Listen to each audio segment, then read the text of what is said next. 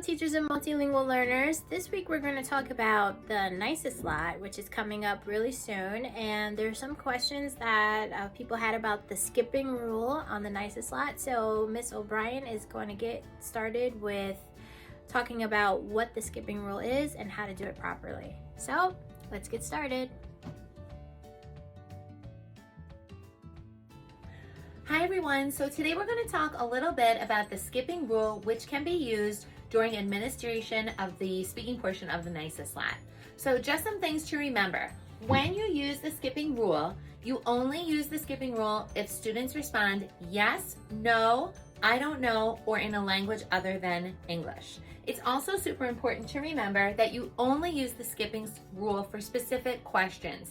And in the directions for administration, on the rubric that you use to grade the students, and also on the answer sheet, you will see markings that indicate when you should use the skipping rule. For instance, for applicable questions, you will see in the brackets, skipping rule written.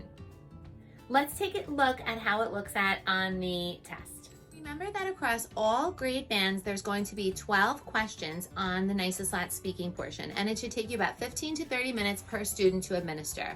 We're going to take a look at how the test is laid out and when you would implement the skipping rule. So you can see that there are 12 questions. They're laid out across 3 themes, and the questions increase in language difficulty in each of the themes. You implement the skipping rule only after the first 2 questions in each theme, and this is going to be noted several places in the directions, on the rubric, and also on the bubble sheet. So for example, when you're testing a student, you would start in theme 1 with the first 2 questions. If the student scores a 0 on both questions, you would skip questions 3 and 4. Then you would continue to question 5.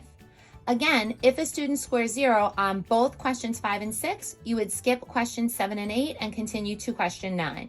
And if a student scores 0 on both questions 9 and 10, you would skip questions 11 and 12 and the test would end. Keep in mind that you are only able to skip the questions designated in the directions and where you see the skipping rule in brackets in the directions that you're using to administer the exam.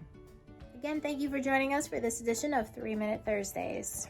We're going to drop a link in the comments below to a professional development resource based around the speaking administration from the Hudson Valley RBERN. You can focus specifically on slides 11 and 12, and that will give you additional information about the skipping rule.